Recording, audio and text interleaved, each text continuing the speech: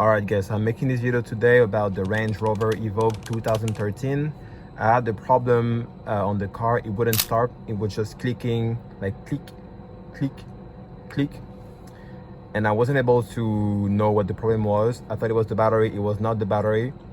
So just to explain, I thought I had a problem with the starter motor. And I didn't buy one yet because I wanted to try something else before. So as you can see, I already removed the battery top, and here is the battery. And you might notice something is different around here, just because that was actually the problem.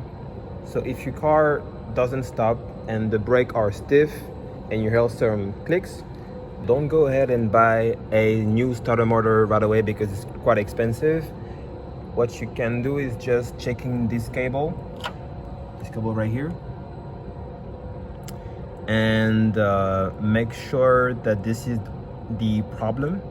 And what you can do is you can just break this cable and then tie this back to the back to the battery, and that's it. That's pretty much it. That's how you can fix it quickly before you buy a new cable properly.